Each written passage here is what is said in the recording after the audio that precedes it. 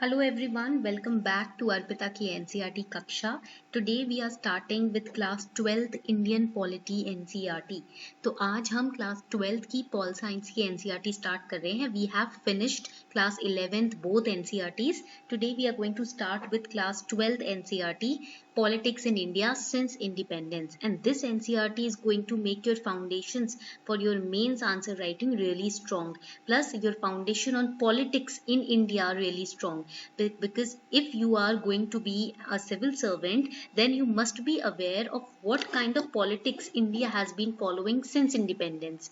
अगर आप तैयारी कर रहे हो सिविल सर्विसेज की, सिविल सर्वेंट बनने वाले हो, तो you should know that politics and administration, they go hand in hand as per Woodrow Wilson also. Okay, so here we need to talk about the politics in India since the time of independence, how it evolved, how it developed, what were the foundations on which it started. All of that we are going to study today. This particular chapter now, it also introduces you to the challenges faced by independent India when it came to establishing a democratic politics system in India. Okay, we are going to study the challenges that independent India faced. We are going to understand the challenges of nation building, and this chapter also highlights the problem and the demands of princely states before they were made a part of our country. Okay, that we are going to study over here. Now, when we talk about the story of independence of our country, it began with these following challenges. Now, what were the challenges? First challenge was the challenge to the idea of secular India. Now, you must be wondering, ma'am, we got the independence, then why would we challenge the idea of secular India? Because freedom, we gained freedom, but with freedom came partition also. And when partition happened, there were large scale violence and displacement of people from one nation to another. And that challenged the very fabric of idea of secular India, because Muslim and Hindu, basically the protests were going on, the violence was going on, and so many people lost their life, so many people lost their family, house, land, etc. That resulted into a big challenge on the secular idea of India. Second challenge was integration of princely states into Indian Union. So not all princely states were ready to be a part of Indian Union. Sardar Vallabhbhai Patel, he is also known as the Iron Man. He did a lot to integrate all the princely states into the Indian Union, and it came with a price. There were, some states happily integrated, some states, they said we are going to go into war in order to, make sure that we remain independent. So as many states have to be, violently and had to be, amicably convinced of joining themselves with India, aligning themselves with the vision of Indian Union. And the third challenge was to draw internal boundaries of the country to fulfill the aspirations of people. So the states were formed, and when the states are formed, internal boundaries are also formed. So all of this also basically was a huge challenge with, a country like India, which is so diverse and so, you can say, multifaceted. So these were the three very biggest and major challenges when it comes to the story of independent India और story of independence. जब story of independence की बात आती है तो ये तीन major challenges थे जो इंडिया ने फेस किए थे. Okay, now we know that the year 1947, the year in which we got independence, it saw, unprecedented level of violence and trauma. Why? Because of the result of displacement due to the partition of the country, right? And we also know that, with partition we also attained liberation. भले ही partition हुआ हो, but we also attained liberation. Liberation from what? Liberation from the clutches of the foreign forces of colonialism. So India gained independence at 12 a.m. on the 14th and 15th of August 1947. And that evening, India's first Prime Minister, Jawaharlal Nehru ji, he addressed a special session of the Constituent Assembly. His speech is very famously known as the Tyrist with Destiny. He said, long years ago, we made a tyrist with destiny. And now the time comes when we shall redeem our pledge, not wholly or in full measure, but very substantially. He said, not wholly we are going to redeem our pledge or in full measure, but very substantially. Substantially means with valid substances. For example, one of those substances was to run the nation democratically. Okay, This was the first important valid substance with which, our constitution makers and our leaders decided to run this country. He said, at the stroke of the midnight hour, when the world sleeps, India will awake to life and freedom. Now, this line can be used in essay paper also. In the essay paper, they can give you this line and they will ask you to write an essay on it. Now, what does this line signify? He's saying, at the stroke of midnight hour, when the world sleeps, when at midnight the world will be sleeping, because it's night, people sleep at night, midnight hour के time पर सब सो रहे होते हैं, but metaphorically, India is going to awake to life and freedom. Awake to what? To life and freedom. Why India is getting life? Earlier was it not, alive? Earlier in the British rule, was India dead? Yes. At that time, India's farmers were under the tyranny of the British rule. India's leaders were, most of the leaders were, the kings, you can say, not leaders. Most of the kings of India, they were under the clutches of the Britishers. The leaders, they were also fighting for a liberated life against the Britishers. There were so many movements, not just normal movements, peasant movements as well. The peasant movements, the farmer movements. So here, India will awake to life means now India will be metaphorically awake with, towards life. India would now live its life fully. India would be free from the clutches of the dominant, foreign or colonial forces. That is the significance of this particular line. So you can explain it by explaining how many revolts took place in the British India against the Britishers, how people were, fighting for their freedom, for liberation. And also remember, no matter how much amount of money you earn, no matter how much, a big bungalow or house you have, freedom does not mean that you are having big cars, huge cars, bungalows, money, etc.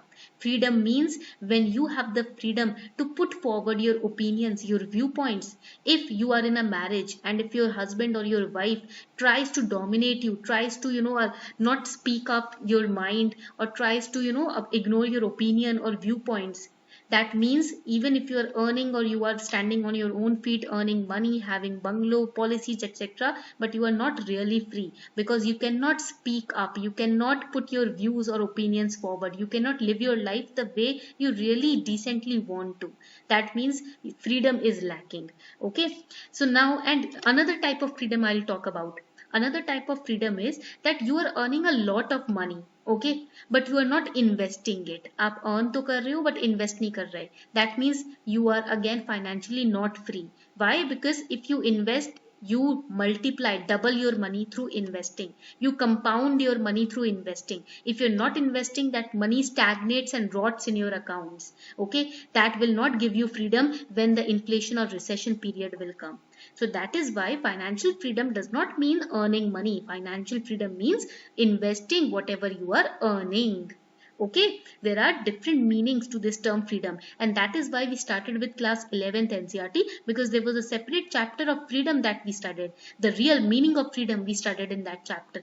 And if you have studied that chapter, revised it, you will understand this one very easily. Now we know that the national movement saw diversity of voices. In national movement, when we say there were diversity of voices, we mean that there were different leaders from different communities, the women leaders, the peasant leaders, right? There were different leaders from the different communities. Even the sannyasi rebellion took place, wherein the spiritual leaders also participated. Okay, the Parsi movement took place where the spiritual leaders participated. So leaders came from different area of life, spiritual, material, all the different leaders coming from all the different communities. And these diversity of voices, they were different voices, different leaders, different communities, different voices, but almost everyone agreed on two goals, two basic goals. Everybody, they got united when it came to these two goals. First goal was that our country would be run democratically after independence. After independence, no other kind of, governance we will follow. We will follow only democratic form of governance. And we have studied a separate chapter on democracy as well in class 11th NCERT. Second, government would run for the benefit of all people, especially for the poor and the socially disadvantaged, which we studied in the chapter equality. So these two were the goals on the mind of the national leaders, which were, appreciated and supported by all the leaders across all the communities in India. So we can say with partition, yes, we saw violence, but with partition came liberation also. This was the starting point of this chapter. Now you have understood what the country was facing during independence, and now you have understood what were our goals on which we the leaders agreed upon. Now we will study what were the challenges faced by independent India. Now these were the major problems, or you can write it over here. These were the major challenges faced by Indians. Now this is depicted through this particular diagram. The first challenge was united yet accommodative India. So the first challenge was to create a nation that was both united also. That means all of them are together, all the princely states, every king in India, they will come together. Okay, so all the India was united. And second challenge was that India will become a nation, or India should become a nation which accepts, write it down, which accepts the diversity, which accepts the diversity of our society. We know that our society is very diverse, extremely diverse. So India had to be converted in a nation which is united and which accepts the diversity of the society. That was the first challenge in the head of the leaders, which the leaders were confronting. एक ऐसा nation बनाना जो ना सिर्फ United है बल्कि जो diversity है हमारे नेशन सोसाइटी में उसको भी एक्सेप्ट करे. Because we know that when India got independence, the situation of India was not very good. We had faced partition, there were number of displacements of people, and there were large scale violence. Princely states were, some of the princely states were not allowing themselves to align with India, to join India. Then there were regional language aspirations. Many of the states, they wanted to rule themselves autonomously based on the linguistic criteria, because their language was different. So they wanted to rule on the basis of language, linguistic criteria. Okay, these were the changes. United yet accommodative India. We need to create such kind of India. This was the first challenge. Second challenge was to establish democracy. So establishing democracy was the major challenge to overcome. Indian constitution is something you already know how to do, right? We know how to study Indian constitution. We know the acts, the provisions of Indian constitution. We also know that the constitution, it guarantees everybody fundamental rights. Okay, and fundamental rights may we have the right to vote also. Okay, constitution guarantees fundamental right, and it also has the right to vote to all the citizens. And this right created, write it down, parliamentary, this right created a parliamentary based representative, this is very important point, please write it down, this is not in the PDF, representative democracy. So our democracy is not a simple democracy, it is a parliamentary based representative democracy. Why am I saying that? Because we know the parliament is supreme in legislature. We know that we elect our representatives when we go to vote. So that is why we have a parliamentary based representative democracy. There are representatives who are elected who rule on our behalf.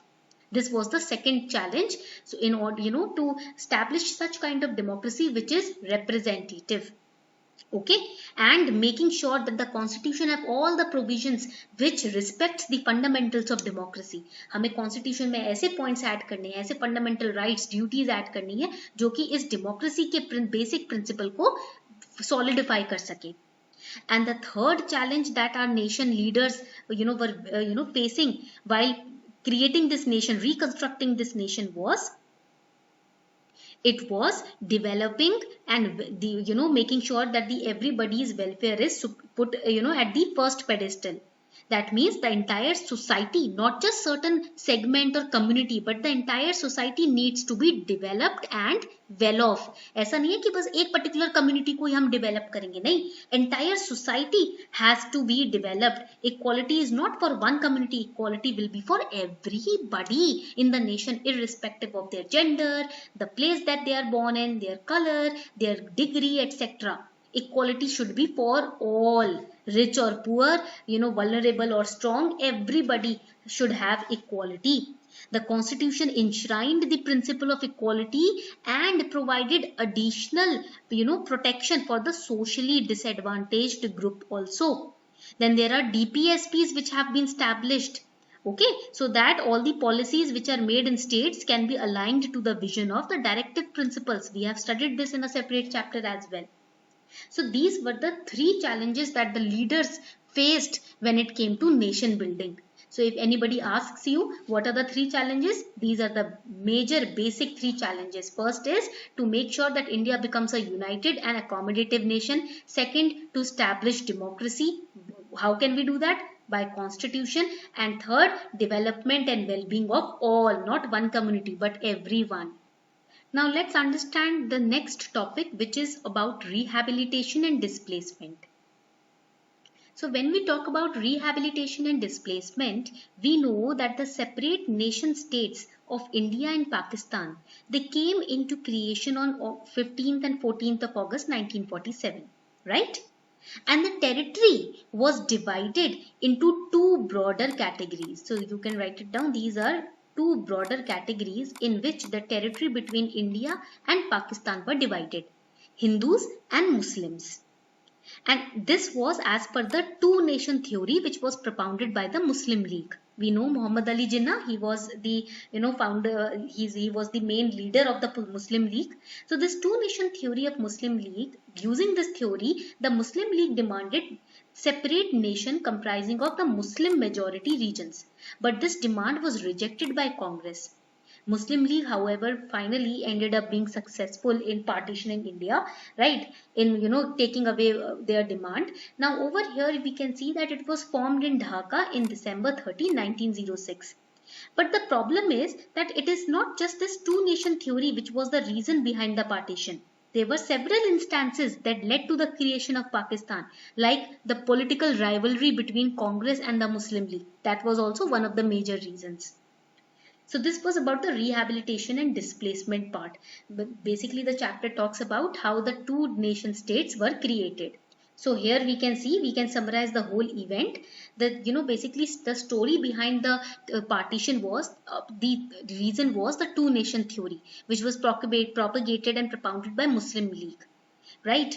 Then there were Great Calcutta killings that happened, Direct Action Day. These were also the reasons why Congress, very heavy-heartedly accepted the partition. Now this Direct Action Day, it is also known as the Great Calcutta killings. Now what was it? What happened here? यहाँ पर हुआ क्या था? So from the midnight of August 15 up to August 19, 1946, this was the period when there were massive anti-Hindu riots. Write it down. There were massive anti-Hindu riots that took place in the city of Calcutta. And between 5,000 to 10,000 people died and 15,000 persons were wounded. This was also the reason why, with a heavy heart, we had to accept the two nation theory of Muslim League. Okay, point clear हो रहा है यहाँ तक? ये violence की वजह से इस तरीके के. So Direct Action Day is also known as, you can write it down, also known as AKA the Great Calcutta Killings. Now what was this two partition, basically two nation theory? The partition was based on the principle of religious majorities. Okay, here Muhammad Jinnah, he used to think, he was paranoid about this, that in Congress the Hindus are dominating over the Muslims. However, in Congress they were on very key positions. The Muslims were also holding key positions, but still Maulana, Ali Jinnah, Muhammad Ali Jinnah, he used to think that later on when it comes to ruling India, the Congress, the Hindu leaders are going to dominate.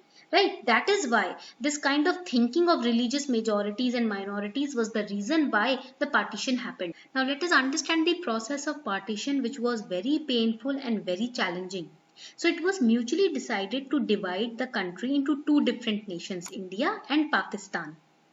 On the basis of which principle? On the basis of the principle of religious majority. Now what does this principle means? It means that Pakistan's territory would consist of the Muslim dominated areas. In India, whichever area is Muslim dominated, Pakistan's territory would be that area. जहाँ भी Muslim population ज़्यादा है, वहाँ पर पाकिस्तान की territory बन जाएगी.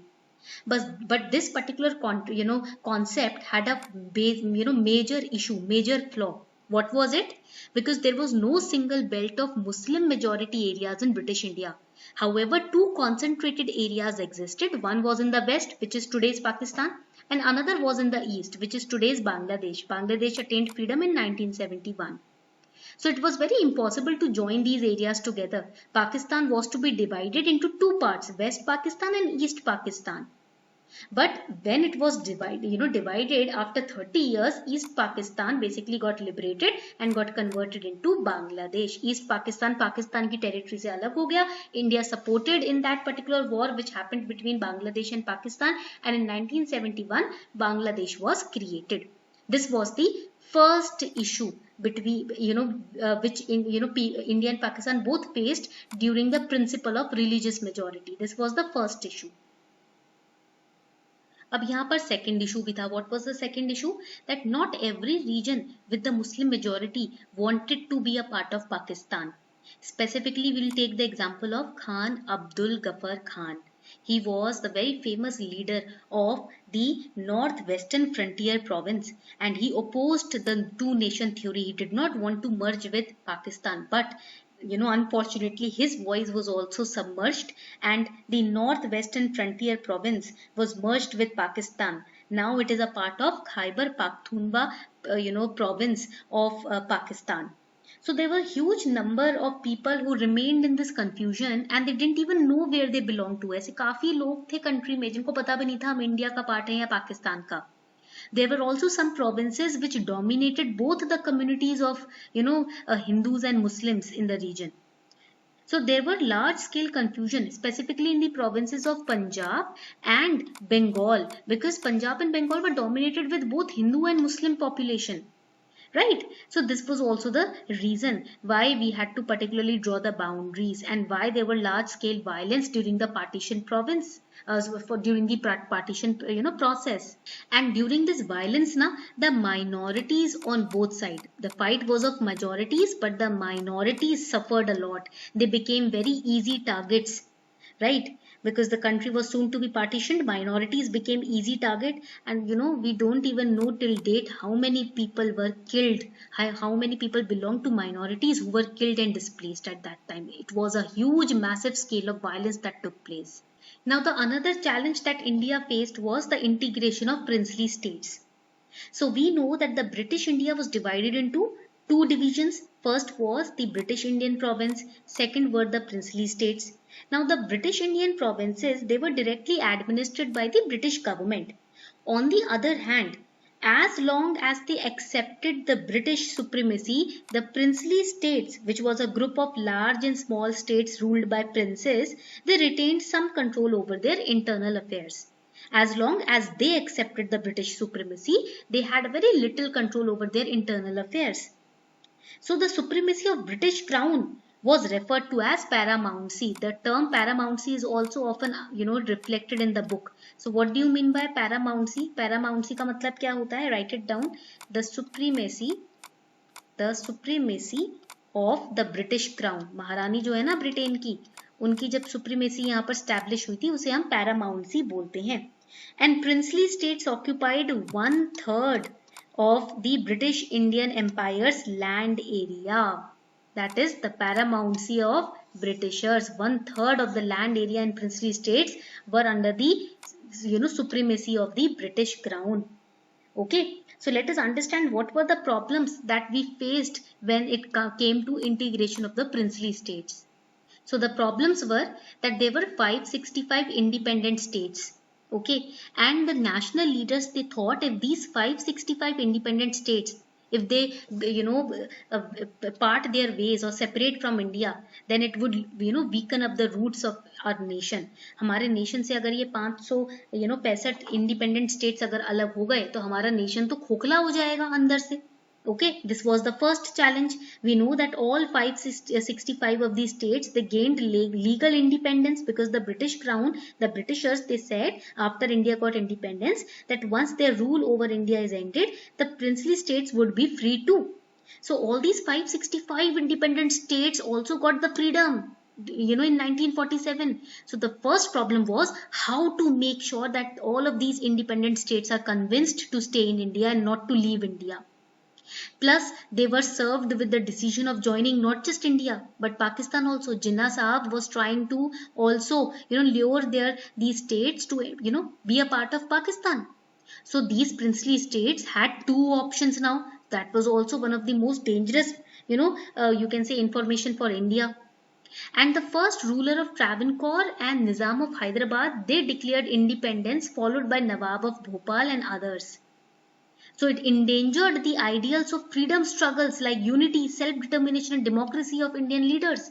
Indian leaders ने जिन ideals को लेकर लड़ाई की थी नेशनल मूवमेंट्स के दौरान, वो सब आपके प्रिंसिपल्स जो थे, फीचर्स जो थे हमारे प्रोटेस्ट के, वो खतरे में आ गए.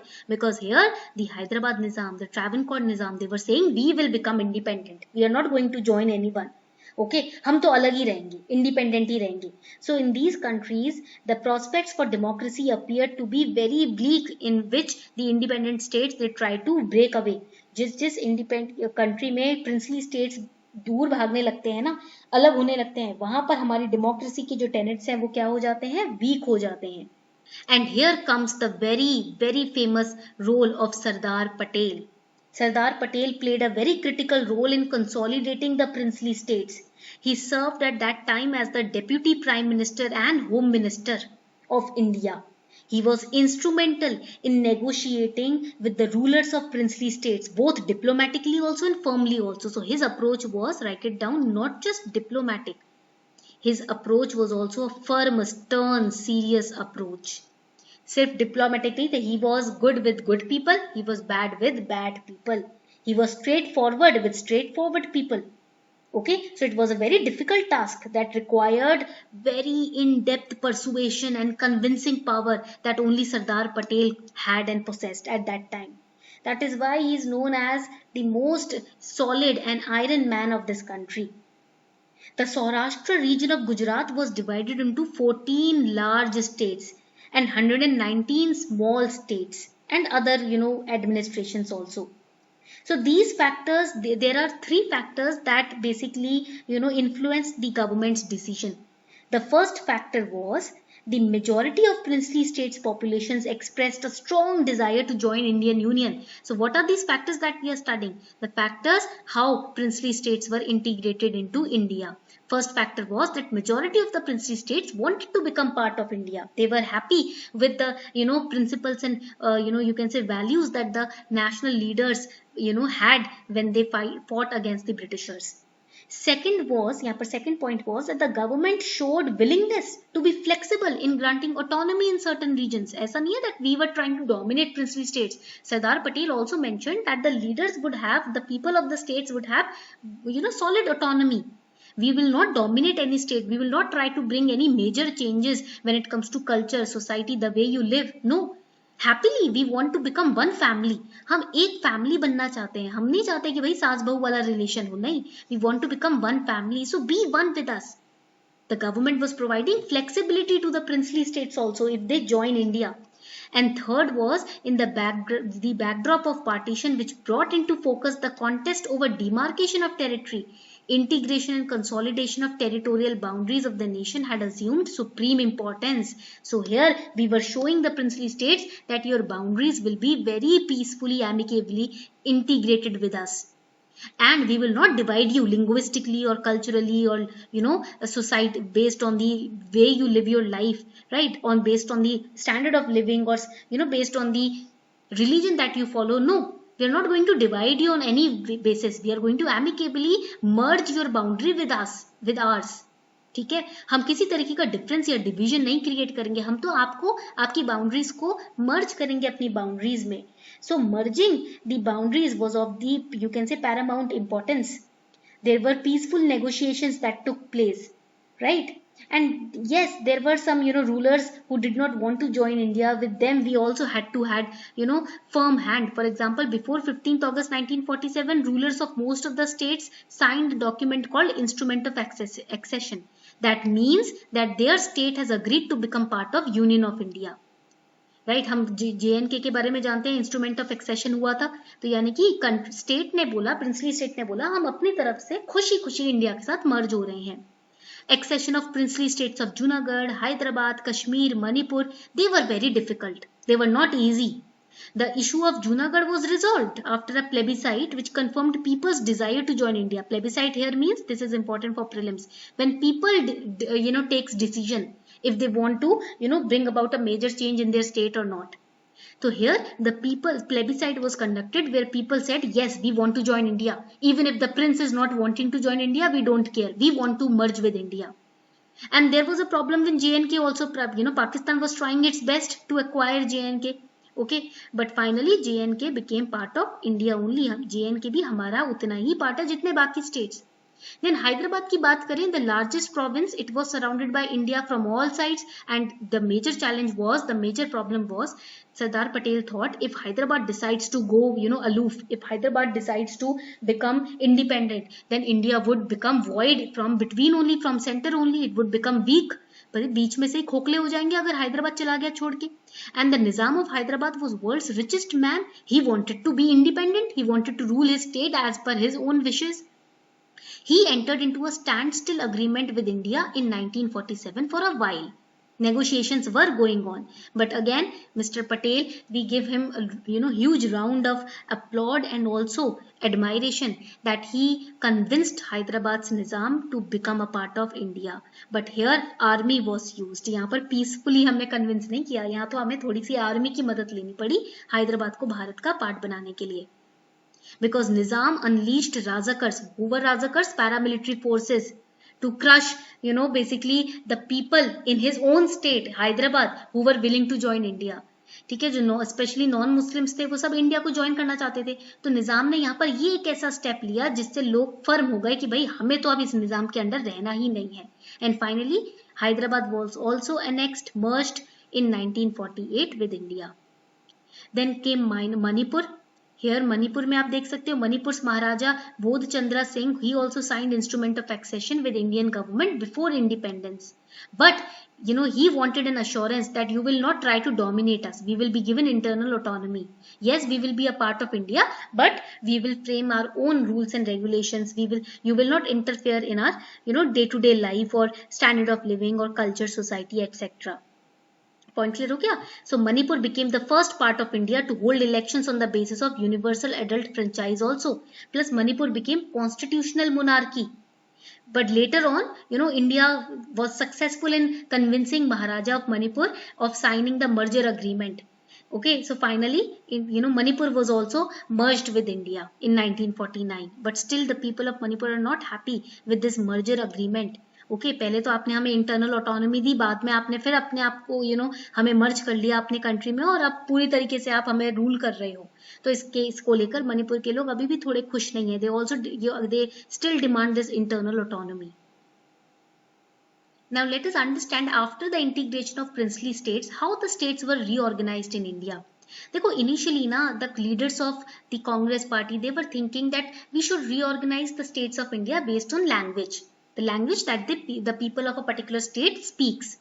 But when we saw the huge large scale mass violence between Hindus and Muslims during partition, we dropped the idea of dividing the country on basis of language. Okay, right after independence, our leaders became reluctant to linguistically reorganize states because they were fearing it would create sub-nationalism based on their region and it would undermine the feature of Indian unity. But there were some states who were already forcing to be recognized based on the language, right, on the linguistic basis. For example, Poti Shri Mulu was a Gandhian. He was a Congress leader. He went on to a fast. He wanted the states to be reorganized on the basis of language. This led, when he died because of the fast in the protest of this issue, his death basically led to this mass scale or large scale violence, because of which the Prime Minister at that time, who was Jawaharlal Nehru, he announced the creation of Andhra Pradesh in December 1952. And then there was a new state reorganization commission which was set up in 1953. This commission accepted the concept of linguistic states, and based on this concept of linguistic states, a report was published in 1956. The State Reorganization Act report was published in 1956. Which created 14 states and 6 union territories. So now they can ask you in prelims or in mains, specifically in mains and interview they can ask, What are the benefits of linguistic states? See, completely we have not formed linguistic states in India, right? But if we decide on framing linguistic states in India or dividing the states on the basis of language, what will be the benefits? Basically, it would, yes, it would fuel separatism, but it is also a way of protecting diversity based on language. You are if you are dividing the states based on language, you are protecting the diversity also. Okay, first important point. Second, united India by making it giving ways to express regional identity. So basically, you are showcasing to the world that India is united, even in terms of regional identity and culture, even in terms of promoting regional or language based identity. तो आप दिखा रहे हो कि India कितना एक है, कितना यूनाइटेड है कि हम यहाँ पर लैंग्वेज बेस्ड डाइवर्सिटी को भी एक्सेप्ट करते हैं. Okay, then more democratized the nation as nature of politics and leadership now became regional rather than elitist English speaking intelligentsia. We know that if we do not divide these states on the basis of language, then one language would become dominant. Okay, right now we know that there's a fight also in southern states going on on choosing Hindi as official language or English as official language, right? तो जितना democratized nation होता है, ठीक है, उतना ज्यादा आप open होते हो हर लैंग्वेज के लिए, और जितना आप अपनी थिंकिंग को संकीर्ण करते हो, उतना आप यहाँ पर इंग्लिश स्पीकिंग इलिटिस्ट ग्रुप्स को बढ़ावा देते हो. So if you are accepting the states on the basis of the language that they speak, that means you are not making one language dominate over others. And more uniform basis to draw state boundaries. You will get one particular parameter to redraw the state boundaries. Instead of ignoring all the diversities, अगर आप सिर्फ एक parameter उठा लो कि language based division करेंगे states का, तो आपके पास इजीली आप स्टेट बाउंड्रीज ड्रॉ कर पाओगे, because then it would become very easy to identify which state speaks which majority of language. Okay, so the acceptance of the principle of linguistic states did not mean that all states immediately become linguistic. No, ऐसा नहीं कि हमने accept किया कि linguistic states होने चाहिए, इसका मतलब हम उसी वक्त लिंग्विस्टिक बेसिस पे स्टेट्स को डिवाइड कर देंगे. No, later on geography was also taken into account, regional negligence was also taken into account, minority majority communities was also taken into account, and because of that we saw the creation of few states like Chhattisgarh, Uttarakhand, Jharkhand and Telangana. Still there are different demands which are coming up. ऐसा नहीं है कि independence में ही के time पर ही demand थी. Still we see every time in the newspaper we read about the Gorkhaland demand, the Bodoland demand, the Harit Pradesh demand. Okay, तो ये तो हमें आज भी डिमांड देखने को मिलता है. Different parameters, political parties come up with with different parameters to divide their states based on those parameters. So here these are the important events which are very important from the prelims perspective. In 1960, Gujarat and Maharashtra separated after experiment with bilingual Bombay. Gujarat और महाराष्ट्र पहले एक थे, फिर इनको separate किया 1960 में. 1963 Nagaland became a state. 1966 Haryana, Himachal Pradesh were separated from Punjab. 1972 Meghalaya, Manipur, Tripura were created out of Assam. 1987 Arunachal Pradesh and Mizoram came into being. Year 2000, Chhattisgarh, Uttarakhand, Jharkhand created on regional imbalance and cultural basis. And in 2014, Telangana was created as the newest states. So, ठीक है, point clear हो गया. ये आपके जो points है ना, ये प्रीलिम्स के लिए बहुत इंपॉर्टेंट है. The chronological order they can ask, they will give you these 3 statements, then they will ask without giving the years, then they will ask you arrange them chronologically. तो इसीलिए आपको यहाँ पर इवेंट्स और ईयर्स याद रखने जरूरी है.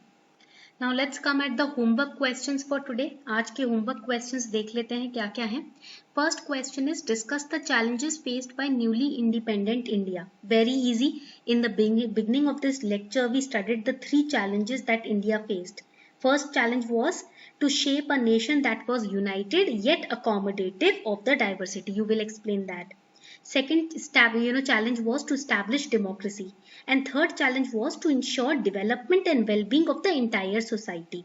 But how will you start this answer of this question? You will start the answer by writing a few introductory lines about what was the state of India during independence.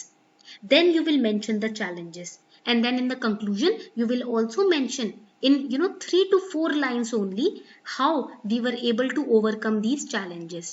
Only 3 to 4 lines of conclusion. Second question, again very easy question. Explain some of India's democratic credentials which helped India to survive as a nation. हमारे ऐसे कौन से democratic credentials थे जिन्होंने हमें हर तरीके के challenge को इंडिपेंडेंस के दौरान जो भी हम चैलेंज फेस कर रहे थे उसको सरवाइव करने में हेल्प किया. So first credential was the principle of secularism. This was the first quality or first principle that we followed to overcome these challenges, to survive them. Second was federalism. Federalism means brotherhood, unity. These were, you can also write it down, the foundational keystone of Indian democracy. And we have studied separate chapters on secularism and federalism. You can explain the meaning of these two terms as well, and please also write it down that Indian democracy is a, just give me a second, the pen is not working. Yes, Indian democracy, write it down. It is a heterogeneous model. Why it is known as heterogeneous model? अब Indian diversity को heterogeneous, it is known as heterogeneous. Why Indian democracy is known as heterogeneous model? Religious groups, cultural groups, right? That is why it is known as heterogeneous model. So over here, please write it down. यहाँ पर please लिख लो Indian democracy को ना, यहाँ पर please लिख लो heterogeneous model बोला जाता है. Heterogeneous model. Okay, why Indian democracy is known as heterogeneous model? Because it has different kind of socio-religious and cultural diversity. That also you can mention, and explain secularism and federalism. Next question, explain democracy. It's a 5-mark question. Democracy की definition आपको explain करनी है. What is communalism and what is the meaning of a nation? These are the 3 terms that you have to explain, and we have already covered each of these terms in our class 11th NCERT. So this is your homework for today. ये आज आपका homework है. Alright, I hope you enjoyed this lecture. If you have any doubt, feel free to comment in the comment section. I'll be solving.